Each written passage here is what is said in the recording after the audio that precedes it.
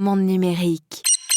Quand on donne nos data et notre argent, parce que c'est des outils dans le monde professionnel qu'on paye chaque mois, c'est des modèles SaaS, et ben en fait, c'est de l'argent et de la force qu'on ne donne pas à l'écosystème tech européen. Et c'est un peu comme un serpent qui se mord la queue. Pourquoi on n'a pas de big tech européenne? C'est aussi parce que elles ont du mal à trouver un marché, parce que si les Européens consomment des produits américains, bah, ça veut dire qu'il n'y a pas de marché au niveau local. Donc s'il n'y a pas de marché, ces boîtes-là ne sont pas backées par des fonds, il n'y a pas d'investissement.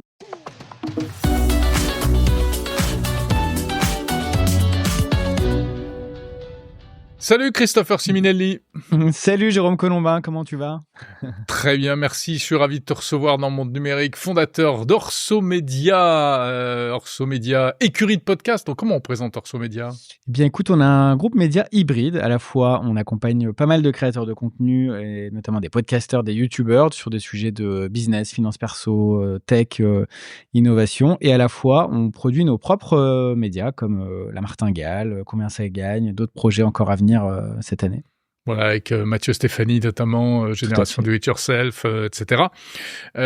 Oui, donc on se connaît bien, mais c'est pas de ça dont on va parler. Je voudrais que tu me parles de cette initiative que tu as lancée qui s'appelle Le Switch. Et comme son nom l'indique, switcher en anglais, ça veut dire changer, passer d'un univers à un autre. C'est donc l'ambition qui est derrière ça, c'est de reconquérir une forme de souveraineté numérique, c'est ça ? Ouais, c'est ça. En fait, c'est parti d'un constat que je mûris depuis quelques mois déjà et qui a été accéléré avec l'élection de notre cher Donald Trump en novembre dernier. En fait, c'est de se dire, on a toujours le réflexe d'aller utiliser des outils numériques américains. Tu vois, comme moi-même, quand j'ai lancé Orso Média, il n'y avait pas de sujet. Ma messagerie interne, c'est Google Workspace. Mon CRM, c'est Pipedrive, etc., etc. Mes outils de création, c'est Adobe, Canva, etc. Et parce que voilà, c'est devenu un réflexe. Tu as envie un peu de faire comme les grosses boîtes américaines, comme ces startups qui réussissent et qui deviennent des licornes. Et donc, tu as envie d'avoir la même stack logicielle que ces boîtes-là. Ouais, on n'a pas trop le choix non plus. Enfin, on pense qu'on n'a pas trop le choix, en tout cas. On pense qu'on n'a pas trop le choix, exactement. Et en fait, j'ai eu un déclic en me demandant, tu vois, avec toutes ces histoires de régulation numérique entre l'UE, les États-Unis et puis l'extrême pouvoir qu'ont ces GAFAM quand même depuis des années sur nos données, sur notre vie numérique au global. Et il y a une somme de connaissances qu'on leur donne comme ça, gratuitement. Enfin, c'est incommensurable et tout ça, ça a une valeur monumentale. Et je suis parti un peu de ce constat en me disant, quand on donne nos data et notre argent, parce que c'est des outils dans le monde professionnel qu'on paye chaque mois, c'est des modèles SaaS, et ben en fait, c'est de l'argent et de la force qu'on ne donne pas à l'écosystème tech européen. Et c'est un peu comme un serpent qui se mord la queue. Pourquoi on n'a pas de big tech européenne? C'est aussi parce que elles ont du mal à trouver un marché, parce que si les Européens consomment des produits américains, bah, ça veut dire qu'il n'y a pas de marché au niveau local. Donc s'il n'y a pas de marché, ces boîtes-là ne sont pas backées par des fonds, il n'y a pas d'investissement. S'il n'y a pas d'investissement, elles ne peuvent pas recruter les meilleurs ingénieurs de la planète. Et alors, leurs produits n'évoluent pas, accusent du retard par rapport à leurs équivalents américains. Et en fait, le point de départ de tout ça, c'est quoi? Et finalement, c'est quand même nous, consommateurs, qui fléchons nos investissements, nos usages, nos données, qu'on peut considérer comme de l'argent aujourd'hui, parce que quand on donne nos données à Google, à Facebook, etc., c'est comme si on les payait, mais avec des données personnelles. Oui, c'est de l'argent qui part aux États-Unis. Exactement, c'est de l'argent qui part aux États-Unis et qui affaiblit l'écosystème tech européen. Une fois qu'on a dit ça, une fois que je me suis dit ça, je me dis, bon, ok, mais est-ce qu'il y a au moins des alternatives en Europe?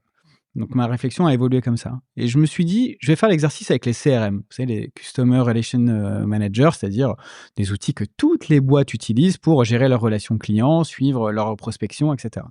Est-ce qu'il existe au moins des CRM français? J'en ai trouvé 30. J'en ai trouvé 30. 30?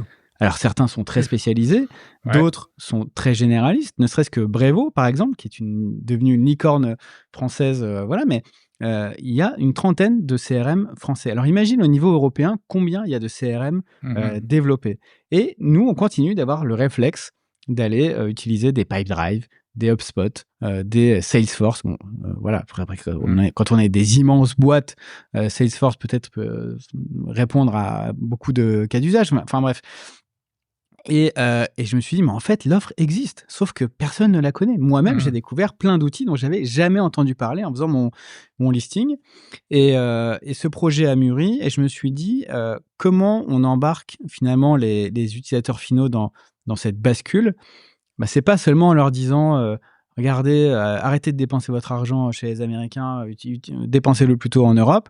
C'est de leur dire, c'est de leur montrer, 1, qu'il y a des solutions qui existent, 2, que c'est possible, 3, que c'est même indolore dans la plupart des cas, et 4, que ça va même leur coûter beaucoup moins cher. Donc, c'est par la démonstration. C'est pour ça que j'ai créé cette newsletter qui s'appelle Le Switch, tout simplement, il y a 1 mois, et c'est une newsletter hebdomadaire. Chaque semaine, je mets en avant un outil numérique que j'ai testé au préalable, et je raconte ce qui fait de très bien, ce qui fait encore peut-être de moins bien par rapport à des solutions hégémoniques américaines, etc. Donc je dis ce que j'en pense, et les gens peuvent après tout simplement se créer un compte et essayer par eux-mêmes et switcher. Et moi, mon indicateur de notes, si tu veux, c'est pas est-ce que cet outil...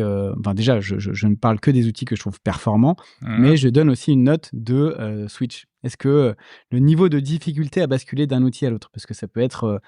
très fluctuant. Ouais, ça peut être un frein, ça, justement, le transfert. Bon, et en plus, il faut être conscient qu'on on parle, on est, toi, moi, des structures de taille raisonnable, modeste.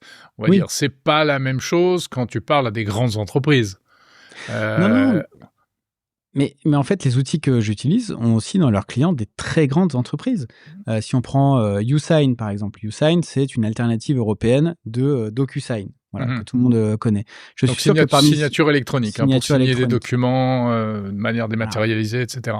En 2026, je crois que plus personne n'imprime des documents, signe. Moi j'en reçois aussi. S'il vous plaît, veuillez signer le PDF. Alors on triche, on copie-colle une signature, mais bon. Ça existe encore, mais le marketing de ces solutions est très bien fait, notamment celui de DocuSign, parce que quand tu reçois un DocuSign à signer, si tu as un client notamment américain ou extra-européen, c'est souvent des DocuSign. Eh bien, une fois que tu as signé ton document, on t'invite à créer gentiment un petit compte DocuSign pour retrouver tes documents, etc. Donc, c'est très bien fait. Je suis sûr que parmi les gens qui nous écoutent, on est nombreux à avoir un compte DocuSign quelque part.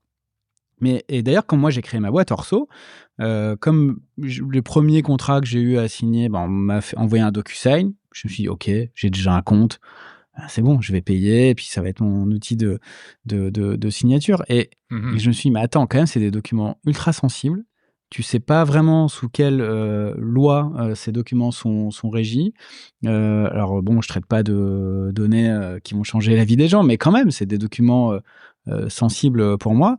Mais c'est ton business. Ouais, c'est mon business, et j'ai envie que mes documents soient protégés par le droit européen, on va dire. Donc, j'ai trouvé donc YouSign, qui était une solution quand même assez reconnue en France.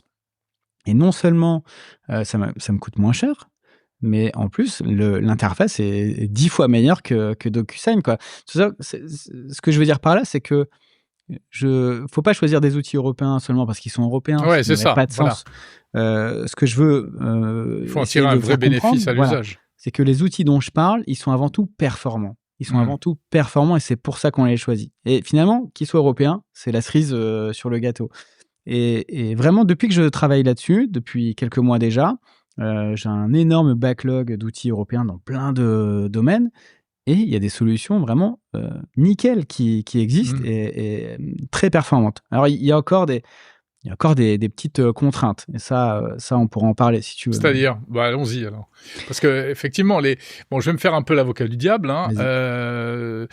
Parfois, si on va pas sur ce genre de solution, en tout cas jusqu'à présent, souvent c'est parce qu'on retrouvait pas forcément toujours ces petits. C'était moins performant. C'était dans certains cas moins performant. Où est-ce qu'on en est aujourd'hui ? On est monté en qualité d'après toi ? C'est quoi les points faibles sinon ? Sur la richesse des fonctionnalités, etc., il n'y a rien à redire. Tu vois, Nuta, encore une fois, c'est un outil de prise de notes pour les visios, etc., qui fonctionne même sur le téléphone, même avec vos appels téléphoniques classiques. C'est 10 fois plus complet que Tactic, que j'utilisais jusqu'à présent. Ouais. Donc, c'est même pas une question de... Nuta, tu dis. Nuta, Noota.io. Okay. Franchement, c'est fantastique, cette solution. Fantastique. Et beaucoup moins cher que Tactic. Ouais, on va leur faire de la pub un peu. Non, mais c'est de la bonne pub, ils le méritent. Franchement, bien ils sûr, bossent super bien. Et on n'arrête pas de faire de la pub à longueur de journée pour des boîtes américaines en citant des Google et des Meta et des WhatsApp. Donc, évidemment. Voilà. Là où on a encore du chemin à faire, c'est par exemple sur l'interconnexion entre tous ces outils. La force des GAFAM, c'est leur fameux Google Connect, Apple Connect et Facebook Connect. Et donc, on a un SSO, un identifiant unique qui nous permet de nous loguer à plein d'outils. Mais derrière ça, il y a aussi des connexions API, une richesse et une multiplication d'API qui est énorme entre tous ces outils. Donc, tout dialogue avec tout. Et c'est vraiment la force de cet écosystème américain et qu'on n'a pas en France. Je donne un exemple. Dans ma newsletter de la semaine dernière, je parle de Brevo Meetings. C'est un outil gratuit, qui permet, vous savez, de proposer des créneaux d'agenda à des gens avec qui vous avez besoin de caler des rendez-vous. Donc, plutôt que de regarder dans votre agenda et dire « Ah bah oui, je suis disponible mardi de 15h à machin, etc. » Donc, c'est des outils qui sont synchronisé avec votre agenda, qui voit tout de suite quels sont vos créneaux disponibles. J'allais dire, c'est comme Calendly, quoi. C'est exactement comme Calendly, donc c'est une alternative à Calendly. Eh bien, Brevo Meetings, outil très performant, très complet. Calendly est payant alors que Brevo Meetings est gratuit. Eh bien, Brevo Meetings ne fonctionne qu'avec Outlook et Gmail et l'agenda de Google. Donc, c'est un outil souverain, européen. Ils sont à 50 mètres de mes bureaux actuels et je les adore, mais ils ont fait le choix d'adresser 80% du marché, donc c'est-à-dire Outlook, Google, et les 20%, bon, c'est parti un peu à la benne. Sauf que si on avait envie d'être dans une démarche jusqu'au boutiste avec la souveraineté numérique, et donc d'utiliser Proton, par exemple, en équivalent de Gmail. Moi, je suis passé à Proton d'ailleurs, ou Infomaniac. Eh bien, on ne peut pas utiliser cet outil avec Proton Agenda ou Infomaniac Calendar. Et donc, c'est là où on a encore du chemin à faire, c'est sur l'interconnexion entre tous ces outils numériques. Et j'en ai parlé encore, justement, parce que j'ai croisé le CTO de Brevo la semaine dernière, j'en ai parlé, il m'a dit « C'est vrai, t'as raison, il faut qu'on bosse là-dessus ». Donc, il y a quand même une prise de conscience de la part des acteurs numériques européens de créer ces interconnexions, parce que c'est ça qui crée un écosystème et qui crée une stack, comme on dit, performante au global. Voilà. Ouais, bien sûr.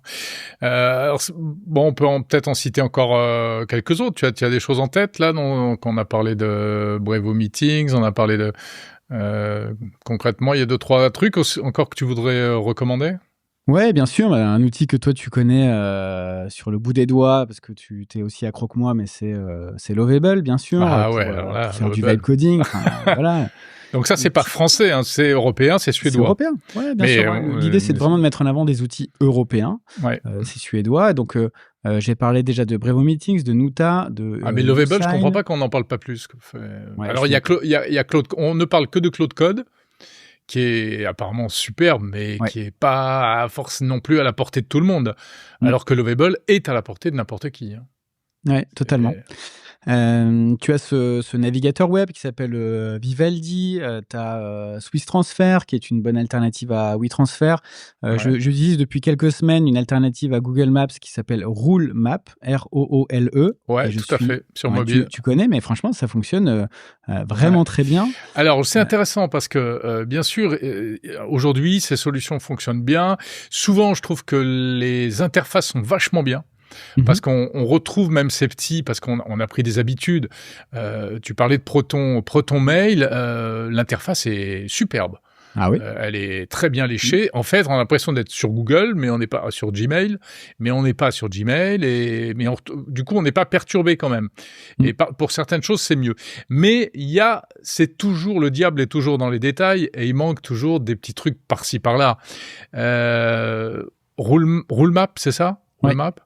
Alors, je l'ai téléchargé, je suis pas allé très très loin. J'ai l'impression qu'il manque une fonction que moi j'aime bien, c'est le partage de trajets. Non, c'est pas ça. Tu vois, c'est un détail, mais c'est pour dire, voilà, souvent, est-ce qu'on risque pas, malgré tout encore, de buter sur des petites choses quand on veut switcher? Oui, tu as raison. C'est toujours les 20 derniers pourcents qui peuvent faire la différence et qui font que ces outils qu'on utilise voilà, au quotidien américain nous sont si précieux. Mais en fait, ce que je me dis, c'est que si déjà on arrive à absorber 80% des usages, ce sera déjà pas mal. Et sur les 20% restants, quand je vois à quel point il est facile aujourd'hui de développer des fonctionnalités, même sur sur n'importe quel logiciel, que ce soit du web, une app, etc. Tu vois, la marche n'est plus aussi grande qu'il y a encore 5 ou 10 ans. On peut encore reparler de vibe coding et de Lovable, mais aujourd'hui, je suis un éditeur indépendant. C'est vraiment à ma portée de développer des solutions alternatives et même d'aller encore plus loin parce qu'on a encore plus d'agilité quand on part de zéro que quand on a une dette technique et qu'on doit construire sur des fondations existantes. Alors, je suis peut-être un doux rêveur, mais je pense que c'est vraiment, je pense vraiment que c'est possible. Je pense vraiment que c'est possible. Et surtout que là, on sent aussi dans les grandes entreprises, je discute avec beaucoup de boîtes en ce moment, beaucoup d'éditeurs.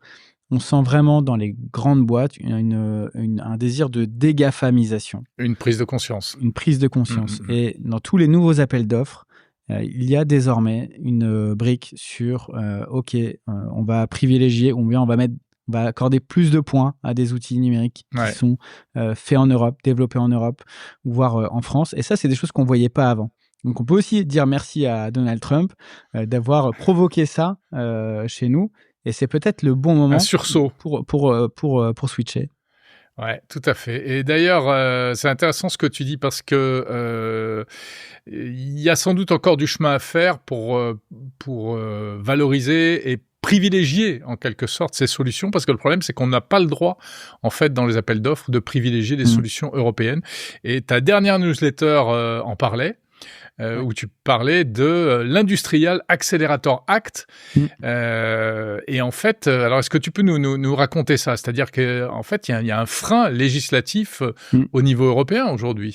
Oui, alors c'est un texte porté par Stéphane Séjourné, donc porté par la France, qui prévoit d'inscrire une sorte de préférence européenne dans les achats des pays européens, notamment dans l'automobile, dans l'IA, dans la santé, dans le spatial. Voilà, il y a quelques secteurs clés comme ça. Alors, il n'y a pas de contrainte à ce que les achats soient 100% européens, mais il faut qu'il y ait une certaine part des matériaux dans ces domaines qui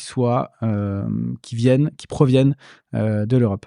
Et ce qui est intéressant de remarquer, c'est que ce texte, c'est la 4e fois qu'il est reporté. Il devait être discuté au Parlement cette semaine et ce sera finalement pour le 4 mars parce que on est tellement dépendant aujourd'hui de nos partenaires commerciaux extérieurs que beaucoup de pays sont dans une crainte de trop se couper du monde et des effets collatéraux d'une telle préférence nationale. C'est-à-dire quoi, des mesures de rétorsion, des choses comme ça? Par exemple, les Allemands exactement. Donc les Allemands qui sont très forts sur l'automobile, comme on le sait, et en plus c'est très difficile pour eux. L'un de leurs premiers marchés, c'est les UK. Et donc, ils ont peur que si les Anglais leur imposent des conditions similaires, ça peut avoir des effets très néfastes sur l'industrie automobile. Bon, les Suédois, qui sont très forts sur des industries de pointe et donc qui misent beaucoup sur des partages de technologies avec des partenaires notamment asiatiques, ont peur que s'il y a une préférence européenne inscrite dans leurs achats, bon, ça puisse leur couper accès à certaines technologies de pointe. Donc là, c'est juste quelques exemples, mais qui qui illustrent assez bien la difficulté qu'on a, nous, en Europe, à nous accorder, à être d'accord. On est tous, je pense, plus ou moins d'accord sur le fait qu'il faut qu'on renforce l'industrie européenne, les acteurs européens, etc. Mais quand il s'agit d'appuyer sur le bouton, il y a toujours des « oui, mais… » etc., etc. Bon, c'est le jeu, c'est comme ça. L'Europe est construite comme ça, il faut qu'on fasse avec. Ça va finir par passer. Alors, il y aura sûrement des amendements, des cas particuliers, etc. Mais ça va passer et c'est une bonne chose. Ce qui est quand même assez ironique à souligner, c'est que ce texte, il est le fruit du rapport Draghi, le fameux rapport Draghi pour relancer la compétitivité européenne, qui était quand même livré ce texte il y a 18 mois. Ouais. Donc ça veut dire qu'entre la remise du rapport Draghi et le début du commencement éventuellement d'un texte, il s'est passé déjà 18 mois sur lequel on n'arrive même pas à s'entendre. Juste pour dire que voilà, il y a ce qui se passe au niveau politique, voilà, mais il y a ce qui se passe au niveau des consommateurs. Et nous, on est consommateurs, et à notre niveau, on peut agir là, maintenant, dans l'heure, en privilégiant des outils numériques européens et en fléchant nos cartes bleues pro vers des boîtes européennes plutôt que vers des boîtes américaines. Ouais, nous, on a finalement beaucoup plus de pouvoir qu'au Parlement européen, donc il faut l'utiliser. Comme tu dis, en 18 mois, la Chine a eu le temps de produire 18 millions de véhicules électriques, je ne sais pas combien de tonnes d'acier, etc. Ouais, millions, milliards non. Milliards, ouais, 1,5 milliard de tonnes d'acier, etc. Ouais. Ouais. Bon, quel conseil tu donnerais à court terme, Christopher? Qu'est-ce qu'on doit faire, parce que ça prend du temps aussi d'essayer tous ces logiciels. Faut être un peu comme toi et moi, passionné. Le week-end, on se dit tiens, si j'allais voir autre chose que Gmail ou autre chose que etc. Ben, moi, ce que je ferais, en fait, ça prend pas tant de temps que ça. Hein. Si tu veux, la plupart des boîtes françaises, ce sont quand même des PME de 30, 40, 50 salariés. Donc, c'est pas très compliqué de changer un outil de visio dans une boîte de 50 personnes, un outil de signature électronique d'une boîte de 50 personnes. Franchement, c'est assez indolore. Donc, c'est juste qu'il faut prendre le temps de le faire et se poser la question aussi de nous, en tant qu'entrepreneurs européens, français, est-ce qu'on aimerait aussi que des partenaires business nous privilégient plutôt que d'autres boîtes extra-européennes? Oui, donc fais aux autres ce qu'on aimerait bien qu'on te fasse. Donc voilà, c'est ça. Et puis peut-être une bonne idée, c'est de cartographier toute sa stack logicielle. Déjà, c'est toujours très bien de faire ça quand on est une boîte parce qu'on va se rendre compte qu'on dépense plein d'argent parfois pour rien sur des outils qu'on n'utilise jamais.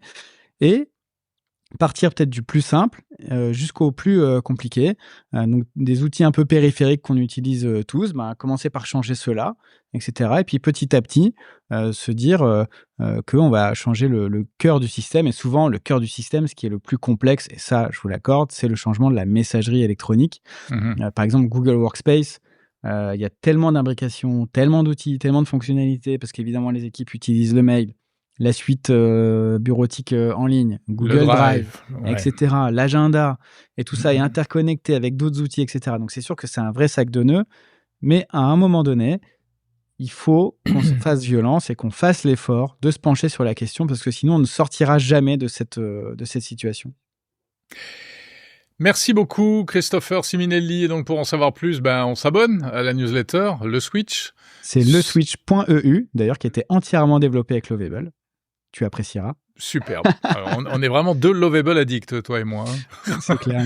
Merci beaucoup à toi pour l'invitation, Jérôme. Merci, et puis on te lira avec plaisir pour découvrir encore plein d'autres solutions. Merci, Chris. Salut.